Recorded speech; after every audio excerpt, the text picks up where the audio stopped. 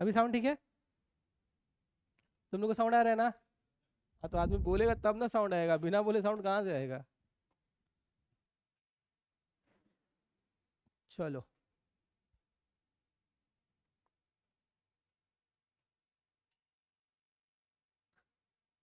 हम लोग एमसीक्यू के 10 से 12 सेशन करेंगे, ठीक है? कितना? 10 से 12 सेशन करेंगे। रीजन इसलिए का है कि जीवन में एमसीक्यू बहुत इंपॉर्टेंट है। M I right? अरे हाँ ना। अब एमसीक्यू इंपॉर्टेंट है माने जो एग्जाम का पहला स्टेज है, that stage is your prelims वाला है स्टेज। M I right? अब प्रीलिम्स में जो क्वेश्चन का नेचर आता है दैट इज ऑब्जेक्टिव ना। एम आई राइट ना? ठीक है।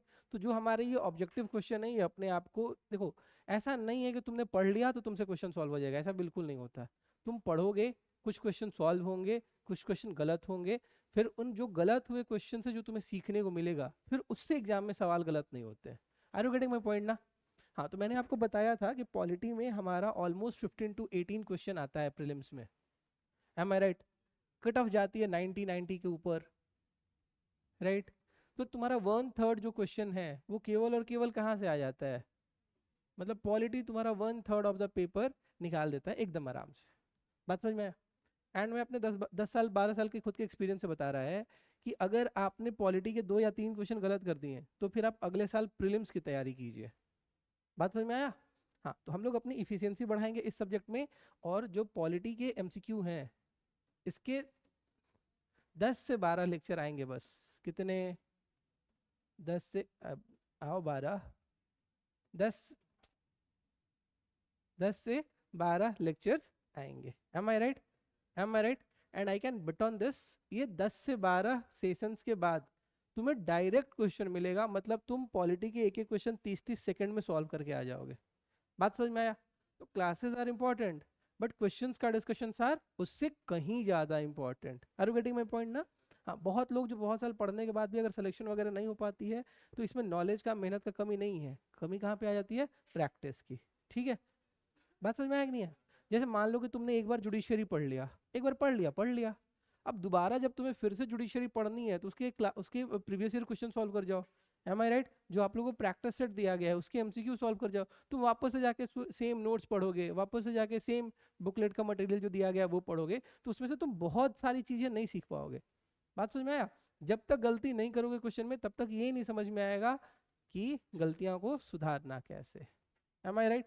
तो ये हमारा पहला क्लास है। ऐसे ऑलमोस्ट 10 से 12 क्लासेस आएंगे जहाँ पे हम लोग एमसीक्यूज वगैरह डिस्कस करेंगे। ठीक है? और एक दो बातें बहुत इंपॉर्टेंट, पॉलिटी के क्वेश्चंस में अगर 15 क्वेश्चन पूछा जा रहा है एग्जाम में, पूछना भैया, 15 क्वेश्चन अगर पूछे जा रहे हैं एग्जाम में, इसमें से 5 to 7 ऐसे क्वेश्चंस होते हैं जो एकदम कॉन्सेप्ट बेस्ड होते हैं, और वहां पे आप एग्जामिनेशन हॉल के अंदर 2-3 ऑप्शंस में अच्छे से कंफ्यूज हो जाओगे। यूपीएससी की अगर मैं बात करूं तो देयर हैव बीन इंस्टांसेस जहां पे जब तक से यूपीएससी ने फाइनल आंसर की नहीं रिलीज की है तब तक से क्लैरिटी नहीं आया था उस क्वेश्चन को लेके। M I right? हाँ, तो अपने को बहुत सारी चीजें डिस्कस करनी है। 10 12 15 क्वेश्चन जितने भी होंगे हम लोग उसको अगले आधे घंटे 1 घंटे के अंदर डिस्कस कर लेंगे। बात समझ में आया? ओवरऑल आइडिया समझ में आया ना? हाँ, तो लेट्स गेट स्टार्टेड। पहला जो हमारा क्वेश्चन है that is regarding fifth schedule.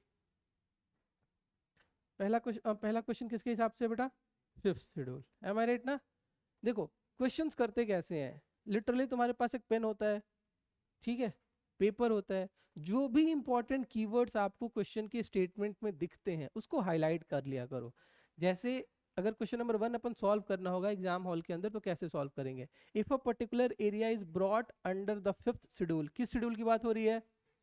किसकी बात हो रही है बेटा? फिफ्थ शेड्यूल की। Am I right? of the constitution which of the following statement best reflect the consequence of it। मतलब अगर किसी एरिया को हमने किस में डाल दिया? फिफ्थ शेड्यूल में, तो उसका कॉन्सिक्वेंस क्या होगा? क्लियर है? इस क्वेश्चन का थीम क्या है? फिफ्थ शेड्यूल है, थीम क्या है? Fifth schedule. Am I right? देखो, अब पॉलिटी का जो बेसिक चीज होता है उसमें एक शेड्यूल आपको पढ़ाया गया है ना कभी कभी, जैसे आपने फोर्थ शेड्यूल पढ़ा होगा ना? अरे हाँ तो बोलो। ठीक है, जब आप पंचायत पढ़ लोगे तो 11 12 भी पढ़ लोगे। एंटी डिफेक्शन पढ़ा गया था ना, तो एंटी डिफेक्शन में 10th शेड्यूल पढ़ाया गया था ना, एम आई राइट? तो वैसे ही हमारे पास जितने भी शेड्यूल्स हैं उनको देख लेते हैं, 1 2 3 4 5 6। अभी 6 देखते हैं, फिर 6 देखेंगे, एम आई राइट? क्लियर है? इसमें से अभी आपको कितने शेड्यूल्स पता है? 4 पता है ना? 4 में क्या बताया गया है कि राज्यसभा में सीट्स का डिस्ट्रीब्यूशन कैसा होगा, एम आई राइट? 1 क्या है? 1 है यूनियन एंड इट्स टेरिटरी, मतलब स्टेट्स वगैरह के नाम वगैरह दिए गए हैं। दूसरे शेड्यूल में क्या है बेटा? सैलरीज हैं, क्या है? सैलरीज। और तीसरा क्या है? ओथ है, जो कॉन्स्टिट्यूशनल पोस्ट होते हैं ना उसके ओथ्स वगैरह, उसके ओथ्स नहीं है, ओथ वगैरह और सैलरीज वगैरह 2 और 3 में रिस्पेक्टिवली दी गई है। मैं 2 और 3 को कैसे याद किया था? सैलरी और ओथ में से ज्यादा इंपॉर्टेंट क्या है? शाबाश। तो पहले क्या आएगा? सैलरी। तीसरा क्या हो गया? ओथ। चौथा दुनिया पूरा जानती है, राज्यसभा का एलोकेशन आता है। फिफ्थ वाला जो शेड्यूल है, उस फिफ्थ शेड्यूल में हम ट्राइबल एरिया, हम शेड्यूल एरिया की बात करते हैं। किसकी बात करते हैं बेटा? Schedule area. और सिक्स शेड्यूल में किसकी बात करते हैं? Tribal area. अब ये शेड्यूल एरिया और ट्राइबल एरिया में केवल एरिया का डिफरेंस है, चीजें सेम है। जैसे फिफ्थ शेड्यूल में हम क्या लेंगे? फिफ्थ शेड्यूल में हम उन एरियाज को शेड्यूल एरिया बोलेंगे जिनको एक पर्टिकुलर शेड्यूल में डाल देता है। कौन सा शेड्यूल है वो? Fifth schedule, am I right? जैसे कंट्री है ना, ये कंट्री के पर्टिकुलर एरिया को हमने उठाया, किसी भी स्टेट का कोई 2 3 डिस्ट्रिक्ट या एक डिस्ट्रिक्ट उठाया और उसको कहाँ डाल दिया? फिफ्थ शेड्यूल में। उसी को क्या बोल देते हैं? Schedule area. अब ये जो एरियाज डाले जाते हैं, ये एरियाज मोस्टली कैसे होते हैं बेटा? ट्राइबल डोमिनेंट एरिया होते हैं। बात समझ में आया?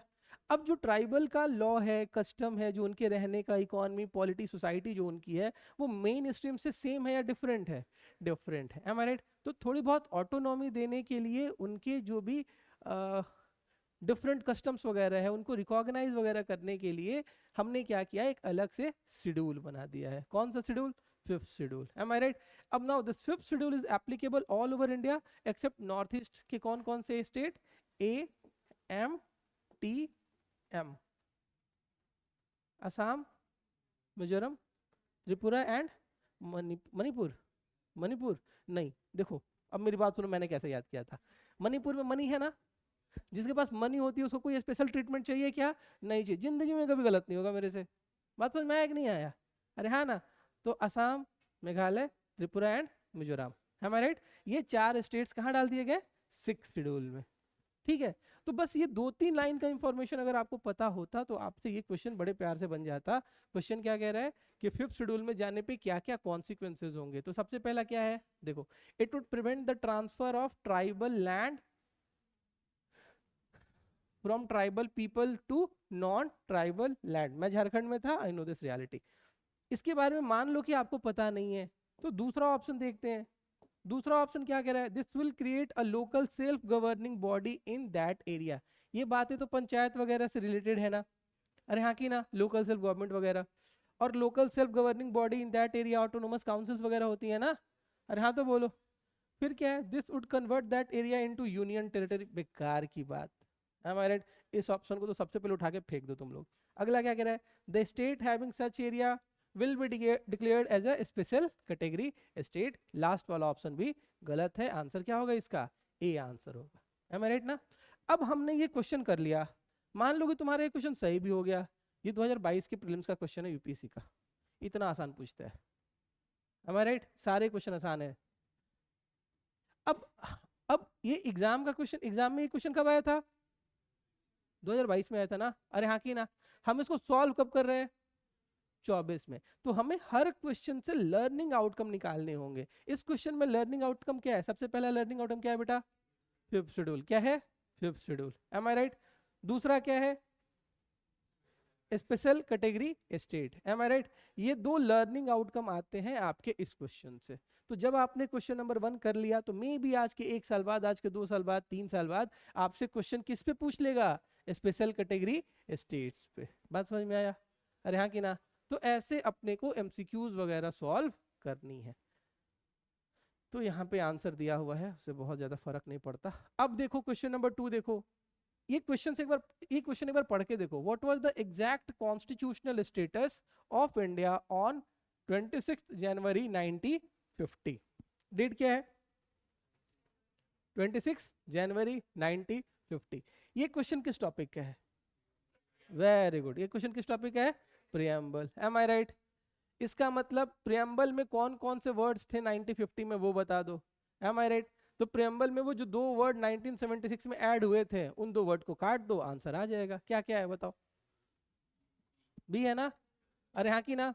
वेरी गुड बेटा। सोवरेन सेकुलर बाद में ऐड हुआ था ना? अरे हाँ की ना? सोशलिस्ट सेकुलर बाद में ऐड हुआ था ना? बट सोवरेन डेमोक्रेटिक और रिपब्लिक वाला था ना? अरे हाँ ना? तो ये हमारा बी आंसर होगा एकदम। प्रियम्बल के टेक्स्ट से क्वेश्चन पूछा हुआ है। अब ये क्वेश्चन भी अगर लोगों ने गलत किया तो मतलब उनसे पाप हुआ है। अरे हाँ की ना बेटा? अरे हाँ ना? हाँ। और गलती की सजा क्या होती है? हाँ, 1 साल। हाँ, मौत नहीं होती है। गलती की सजा मौत वौत नहीं होती है। गलती की सजा क्या होती है? 1 साल आपको फिर से इंतजार करना पड़ेगा कि फॉर्म आएगा, फॉर्म भरेंगे, दोबारा उम्मीद पालेंगे, फिर सेलेक्ट हो जाएंगे।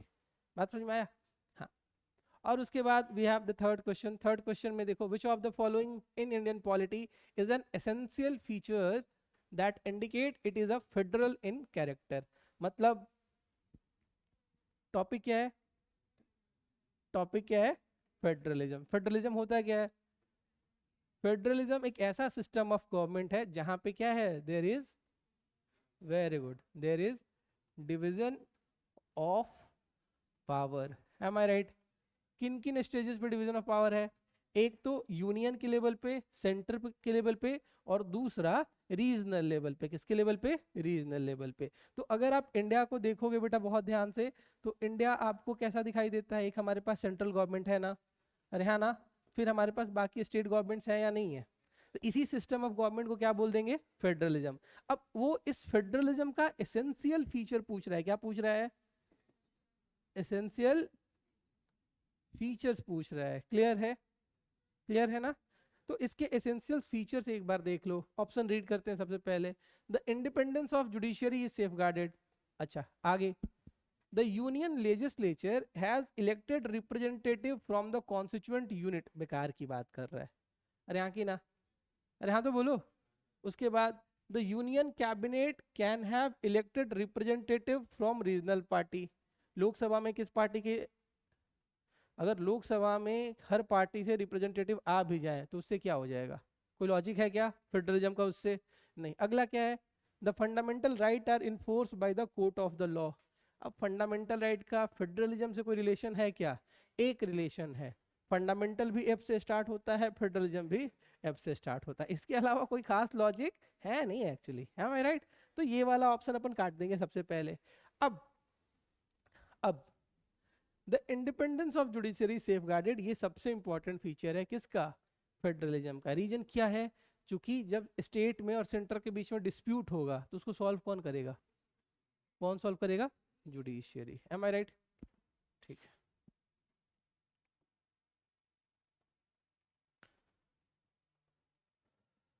अगला, हालांकि टॉपिक पढ़ाया नहीं गया है बट फिर भी हो जाएगा। With reference to India consider the following statement. 2021 का क्वेश्चन है। There is only one citizenship and one domicile. सही है कि गलत है? इंडिया में सिटीजनशिप कितना हो सकता है? डोमिसाइल कितना हो सकता है? एक ही हो सकता है ना? अरे यहाँ की ना? ऐसा तो नहीं है कि आप यहाँ पे भी मौजूद है वहां पे भी मौजूद है। ऐसा हो सकता है क्या? नहीं, परमानेंट होम तो एक ही होगा ना। हाँ, तो डोमिसाइल क्या होगा? एक होगा। Am I right? Citizenship, obviously Akshay Kumar बनने की कोशिश अगर आपने की तो आपका सिटीजनशिप गया। M I right? उस आदमी ने कितनी मेहनत करके बाहर का सिटीजनशिप लिया था। जैसे ही बाहर का सिटीजनशिप लिया मूवी चलने लगी, जैसे वापस से इंडिया का सिटीजनशिप आया फिर मूवी चलनी बंद हो गई। ठीक है, आगे चलते हैं। A citizen by birth can only become the head of the state. Logic है क्या इसमें? हाँ? क्या इंडिया में केवल जो प्रेसिडेंट बनेंगे क्या वही लोग बनेंगे क्या जिनका जन्म इंडिया में हुआ है? मतलब they are citizen by birth, ऐसा है क्या? नहीं, ऐसा कोई डिस्क्रिमिनेशन नहीं है। और लास्ट वाला क्या है statement? A foreigner once granted citizenship can not be deprived of its citizenship under any circumstances. Logic है? अरे है क्या? मतलब किसी हाल में आपको सिटीजनशिप छीना नहीं जा सकता, ऐसा पॉसिबल है? नहीं है। तो ये वाला स्टेटमेंट गलत हो गया। 2 गलत है। इसका सही आंसर क्या होना चाहिए? 1 होगा। इसके बारे में और पर 15 से 20 मिनट पढ़ेंगे सिटीजनशिप, उतने में ही से सारा क्वेश्चन सॉल्व हो जाता था, हो जाता है, होता रहेगा। क्लियर है? अरे हाँ तो बोलो। अब क्वेश्चन नंबर 5 आप लोग पहले बताओ, फिर अपन आगे चलेंगे।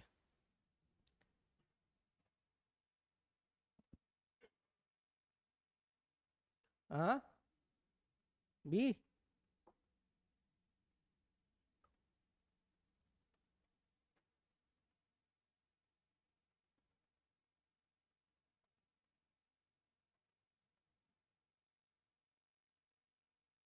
है बी पक्का? ये नहीं होगा?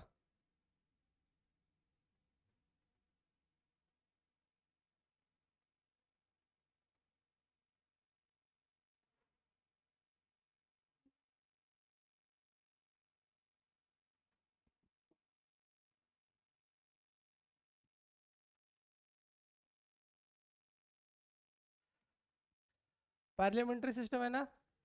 अरे हाँ की ना? इसके बीच में क्या पूछ रहा है? फीचर्स पूछ रहा है ना इसके? अरे हाँ ना?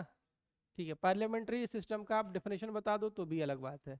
All political parties in the parliament are represented in the government. Logic है इस बात में क्या? अरे हाँ की ना? कल को अगर इंडिया में इलेक्शंस होता है, कांग्रेस का एक भी सीट नहीं आता है, तो क्या पार्लियामेंट्री फॉर्म ऑफ गवर्नमेंट खत्म हो जाएगा? अरे होगा क्या? नहीं होगा। दूसरा क्या है? The government is responsible to the parliament and can be removed by it. हमने लेजिस्लेचर पढ़ा था ना? पार्लियामेंट्री फॉर्म ऑफ गवर्नमेंट का सबसे इंपॉर्टेंट फीचर क्या पढ़ा है? एग्जीक्यूटिव मतलब government, am I right, is responsible to the lower house, am I right. और अगर लोअर हाउस को कॉन्फिडेंस नहीं है तो क्या आ सकता है? No confidence motion. मतलब ये वाला स्टेटमेंट अभी तक सही लग रहा है। तीसरा देख लेते हैं। A government is elected by the people and can be removed bye them. People कहाँ से रिमूव कर देंगे? M I right. दूसरा एक और बात है, यूएस में तो प्रेसिडेंशियल फॉर्म ऑफ गवर्नमेंट है ना? अरे हाँ ना? यूएस में भी गवर्नमेंट कौन इलेक्ट करता है? पीपल। तो government elected by the people, वो तो डेमोक्रेसी होती है ना? अरे यहाँ की ना बेटा, वो पार्लियामेंट्री फॉर्म ऑफ गवर्नमेंट कैसे हो सकती है? नहीं होगी तो गलत है। The government is chosen by the parliament but can not B removed by it. बेकार की बातें हैं, छोड़ो। तो इसका सही आंसर क्या होगा? बी होगा। बात समझ में आया? अरे यहाँ की ना? ये क्वेश्चन भी यूपीएससी का किस साल का था? 2020 का था। बात समझ में आया? अरे हाँ ना? तो मैं जो उतने इतने कॉन्फिडेंस के साथ बोल देता हूँ कि आंसर गलत नहीं होगा किसी भी एग्जाम में आने वाले 10 साल में, ये हवा में थोड़े बोलता हूँ यार। अरे हाँ की ना? ऐसा थोड़े है कि मेरे को पेपर मिल जाएगा। M I right? एग्जाम यही है, नेचर जो एग्जाम का है वो यही है, नेचर जो सब्जेक्ट का है यही है। अगर आपने क्लासरूम में अच्छे से ध्यान दिया है और आपने कम से कम 100 200 300 400 500 600 700 एमसीक्यू अगर सॉल्व किया है तो आपका सिलेक्शन देखो हो जाएगा। M I right? अरे हाँ ना? बहुत से तुम्हारे ऐसे दोस्त होंगे या तुमने भी तो कभी ना कभी अगर कॉम्पिटेटिव एग्जाम में प्रिपेयर किया होगा तो तुम बोलते होगे ना सिली मिस्टेक की वजह से गलती हो गया। अरे हाँ की ना? वो सिली सिला मिस्टेक कुछ नहीं होता, it is simply lack of practice. Am I right? अरे हाँ ना? हाँ, प्रैक्टिस नहीं करोगे फेल होना तय है। और मैं ज्ञान देने नहीं आऊंगा कि फेल कोई नहीं होता है, फेल होता है आदमी। बात समझ में आया कि नहीं आया? हाँ मतलब ठीक है, फेल होता है आदमी, ऑब्वियसली फेल होना चाहिए। M I right? अब फेल होने के बाद पकड़ के बैठ के, मतलब पकड़ के बैठ नहीं जाना चाहिए, बाकी सब ठीक। Preamble to the constitution of India is, जो बताएगा उसको एक डेयरी मिल्क मिलेगा। है? इतना नहीं बताना था भाई, अब 5 रुपए वाला डेयरी मिल्क मिलेगा। ए क्यों नहीं होगा? ए स्टेटमेंट सही है क्या? हाँ, ए स्टेटमेंट सही है या नहीं है? अरे ये तुम लोग बी सी डी ऑप्शन भूल जाओ, ये बताओ, ए बताओ। अरे preamble is a part of constitution ना? अरे हाँ की ना? But it is non justiciable, non constitutional, non justiciable. अरे हाँ की ना बेटा? तो नॉन जस्टिसेबल का मतलब क्या होता है? लीगल इफेक्ट नहीं है। M I right? बट मैंने ये भी तो बोला था ना कि प्रियम्बल टॉर्च की तरह काम करता है, जहां पे क्लैरिटी नहीं है वहां पे क्लैरिटी कौन देगा? कौन देगा? प्रियम्बल देगा। Are you getting my point? अरे हाँ ना? हाँ ना? तो क्लैरिटी वाली बातें कहाँ पे निकल के आ रही हैं? ऑप्शन डी में, जहां पे ये कह रहा है कि प्रियम्बल कॉन्स्टिट्यूशन का पार्ट तो है बट इसका कोई लीगल इफेक्ट नहीं है। कब तक? जब तक वो पार्ट कैसा है? इंडिपेंडेंट। M I right? जब तक वो पार्ट का मतलब किसके, कौन सा part, preamble, M I right ना? अरे हाँ ना, ठीक है। उसके बाद क्वेश्चन नंबर 7, ये गलत मत करना यार।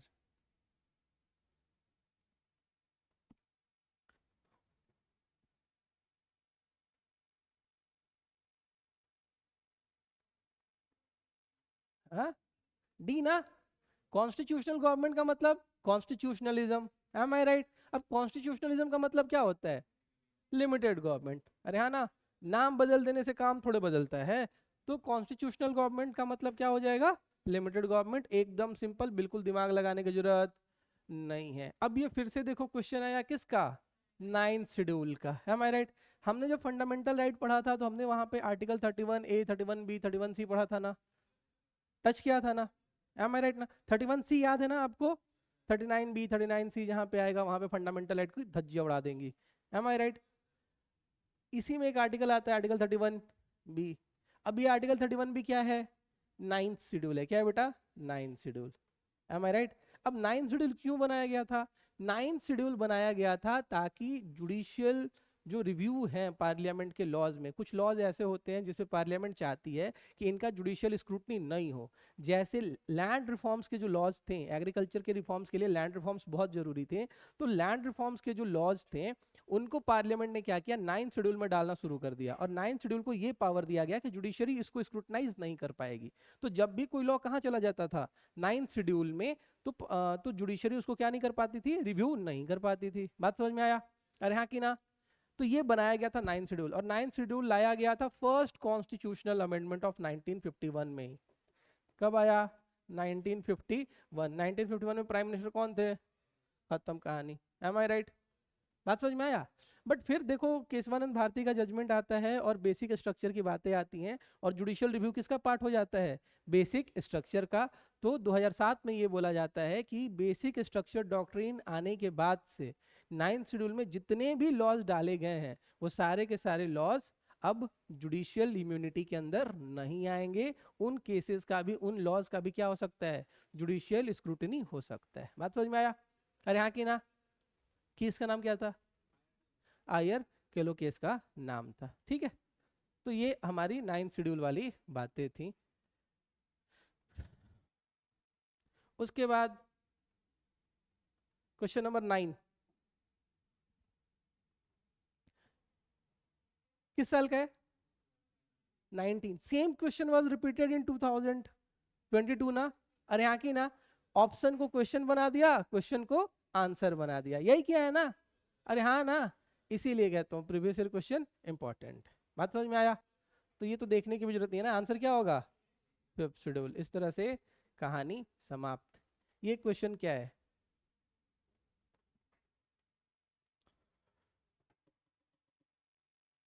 Right to vote is a constitutional right. इसको लेके बहुत लफड़ा, बहुत झगड़ा हुआ, कई जगह आपको देखने को मिल जाएगा। It is a legal right, RPA वगैरह में, रिप्रेजेंटेशन ऑफ पीपल एक्ट वगैरह में मेंशन्ड है। बट राइट टू वोट कैसा राइट है, कॉन्स्टिट्यूशनल राइट ही है। बात समझ में आया? ये यूपीएससी में क्वेश्चन आया था, इसका हल्ला कितने साल हुआ, बहुत साल हुआ, जब तक से फाइनल रिजल्ट नहीं आया। अब आप पढ़ो क्वेश्चन नंबर 11, कब आया, 17 में। किस पे आया, क्या सेम टॉपिक पे क्वेश्चन पूछा गया है, नहीं पूछा गया है? अरे हाँ ना, पढ़ो, आंसर बताओ इसके। Which of the following is not a feature to Indian federalism. अब इंडिया के फेडरलिज्म में क्या क्या फीचर नहीं है, देयर इज इंडिपेंडेंट जुडिशरी, हमने कल ही पढ़ा है कि जुडिशरी कैसी है, independent. Power have been clearly divided between centre and the state. 7th schedule जो तुम्हारा है वो सेंटर, स्टेट और कंकरेंट टॉपिक्स वगैरह बता देता है कि किस टॉपिक पे क्वेश्चन केवल सेंट्रल गवर्नमेंट बनाएगी, किस पे केवल स्टेट बनाएगा, और किस पे केवल, मतलब किस पे दोनों बना सकते हैं। थर्ड क्या है, the federating unit have been given unequal representation in Rajya Sabha. Obviously UP का जो राज्यसभा में सीट है, बिहार का, असम का, वो सब सीट सेम है या डिफरेंट है, डिफरेंट है। तो ये स्टेटमेंट भी सही है ना? अरे हाँ की ना? चौथा स्टेटमेंट सही नहीं है, पढ़ने की भी जरूरत नहीं है, बट फिर भी 2 सेकंड बचा के कौन सा तीर मार लोगे, राइट? तो ये वाला स्टेटमेंट भी पढ़ लो। It is a result of an agreement among the federating unit. ऐसा तो नहीं था ना कि बिहार, बंगाल, उड़ीसा, असम, एमपी, यूपी जितने भी स्टेट हैं ये आपस में एक जगह बैठते हैं और बोलते हैं कि चलो हम लोग एक फेडरेशन बनाते हैं। ऐसा हुआ है क्या? नहीं, ऐसा यूएस के केस में हुआ था। M I right? तो इसका सही आंसर क्या हो जाएगा? डी। आगे पढ़ने की जरूरत बेटा, क्योंकि आगे ऑप्शन ही नहीं है। अब चलते हैं हम लोग अपने दूसरे क्वेश्चन की तरफ। पढ़ो 12। हाँ, क्या पूछ रहा है? प्रियम्बल में जो वर्ड है उसके बारे में पूछ रहा है ना। कीवर्ड क्या है? लिबर्टी। लिबर्टी किसका है? Thought, expression, belief, faith and worship. यहाँ पे क्या दे दिया? Economic liberty. कुछ भी दे दोगे, कुछ भी करके थोड़े आएंगे, अरे आएंगी ना। और यहाँ पे क्या लिखा हुआ है बेटा? नॉट। इसीलिए इसका आंसर क्या हो जाएगा? बी। कौन सा? बी ना। हाँ। उसके बाद वी हैव आवर 13 नंबर वाला क्वेश्चन। पढ़ो। फिर क्या आया? आया ना? हाँ, जूम आउट कर दें। हम क्रिकेट खेलते थे, हमको आउट वर्ड से बहुत नफरत है, खास करके जब आदमी बैटिंग करता है तब। M I right? और कई बार ऐसा होता है ना, जब तुमको बैटिंग नहीं मिलती है, सामने वाला जब अपनी टीम का आउट होता है ना, अच्छा लगता है उस टाइम। अरे बोलने देना यार, मैं कहा था यार। Interest of scheduled tribes. Am I right? Border state की बातें हैं क्या? नहीं है। पंचायत की बातें हैं क्या? नहीं है। बाउंड्रीज बिटवीन स्टेट लॉजिक है क्या? नहीं। क्या होगा? अब इससे आसान क्या मतलब चाहते हो? उसके बाद फिर हमारे पास क्वेश्चन नंबर 14। ये बताओ ये क्या था? Fundamental duties. बात समझ में आया? अरे हाँ ना। तो जो लिस्ट ऑफ फंडामेंटल ड्यूटीज हैं, जो लिस्ट ऑफ डीपीएसपी है बेटा, वो आपको पता होना चाहिए। अभी तो नया नया आपने पढ़ा है तो इट्स ओके, बट जब आपको पढ़े हुए 1 साल हो जाएंगे, 8 महीने 10 महीने हो जाएंगे, तो आप फटना शुरू करोगे। Are you getting my point? तो इसको बार बार रिवाइज करते रहना, फंडामेंटल ड्यूटी को और डीपीएसपी को। तो एकदम सिंपल सा क्वेश्चन था। लास्ट क्वेश्चन फिर से पढ़ो। फिर से क्या पूछा? Parliamentary form of government. है राइट? सो एक बात तो क्लियर है कि एग्जामिनर हमेशा रिपीटेड थीम पे क्वेश्चन पूछ रहा है। पार्लियामेंट्री फॉर्म ऑफ गवर्नमेंट पे, प्रियम्बल पे, फेडरलिज्म पे, और किस पे? शेड्यूल्स वगैरह पे। अब फिफ्थ शेड्यूल नहीं भाई, फिफ्थ भी पूछा, सिक्स भी पूछा, नाइन्थ भी पूछा, 1 2 3 4 भी तो पूछ सकता है ना। अरे यहाँ की ना, तो शेड्यूल वाला टॉपिक बहुत इंपॉर्टेंट है। शेड्यूल हम लोग अपने लास्ट पॉलिटी की क्लास में करेंगे। M I right? तब मैं तुम्हें शेड्यूल नहीं पढ़ाऊंगा, तुम मुझे शेड्यूल पढ़ा दोगे। बात समझ में आया कि नहीं आया? अरे हाँ तो बोलो। हाँ, तो ये हमारा लास्ट क्वेश्चन है, इसको बताओ इसको कैसे करेंगे। है? क्या पूछ रहे हैं? Parliamentary form of government. Government that is the executive is responsible to the lower house, that is Lok Sabha. बात समझ में आया? अरे हाँ ना। तो ये हमने 15 क्वेश्चन डिस्कस किए। अब तो नहीं होगा। नहीं, ये हमने 15 क्वेश्चन डिस्कस किए इंडियन पॉलिटी के, एकदम बेसिक कॉन्सेप्ट के। ठीक है? अरे हाँ तो बोलो। आगे हम लोग फिर से मिलेंगे अगले वीक। राइट? क्लासेस ऑनलाइन भी हो सकती हैं या फिर ऑफलाइन भी हो सकती हैं, तुम्हें अगर मन करे तो तुम आ जाना, उसमें कोई दिक्कत नहीं है। फिर से हम लोग दोबारा 15-20 एमसीक्यू सॉल्व करेंगे। ठीक है? This PDF will be send in your groups. आप उसको जाइएगा, देखिएगा, जो जो कीवर्ड्स हैं प्लीज उसको अच्छे से पढ़िएगा। M I right? Her keyword के बारे में कम से कम 5 पॉइंट बस पढ़ लो, मिनिमम 5 पॉइंट पढ़ लो। बाकी मैं हूँ पढ़ाने के लिए, सब पढ़ा दूंगा, सब पढ़ा चुका हूँ, बट फिर भी 5-5 पॉइंट के तुम लोग अपने अपने नोट्स बना लेना अलग से छोटी सी कॉपी पे। बात समझ में आया? तो फिर वो रिवाइज करने में बहुत आसान होता है एग्जाम के एक दिन पहले। क्लियर? देखो, जब एग्जाम बहुत पास होता है तो आपको समझ में नहीं आता है पॉलिटी में क्या पढ़े, इकोनॉमी में क्या पढ़े, हिस्ट्री में क्या पढ़े।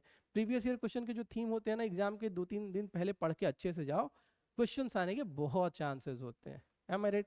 और केवल क्वेश्चन और उसके आंसर्स नहीं देखने, ऑप्शंस भी हमें देखते रहना है। क्लियर? क्लियर ना? ठीक है, ये हमारा प्रीलिम्स का क्लास समाप्त हुआ। हम लोग इसके बाद मेंस वाले टॉपिक्स को डिस्कस करेगा। कल तुम लोग मेंस का टेस्ट दे लो पहले। सिलेबस मिल गया है ना? मिल गया है ना? मेंस के नोट्स भी मिल गए हैं? मिला है कि नहीं मिला है? अमरीश, मिला है ना? तो आप लोग मेंस के नोट्स भी पढ़ लेना अच्छे से। क्वेश्चंस आएंगे, क्वेश्चंस कर लेना। तुम लोग मेंस के आंसर्स लिख ठीक रहे हो, बट थोड़ा सा अभी स्पीड बढ़ा लो। राइट? हाँ, तो बहुत आंसर लिखो। वैसे भी हर वीक तो लगभग टेस्ट होता ही है मेंस का। हाँ, तो मेंस का टेस्ट दो। राइट? अपन कल मिलेंगे टेस्ट के टाइम में, तब तक के लिए बाय।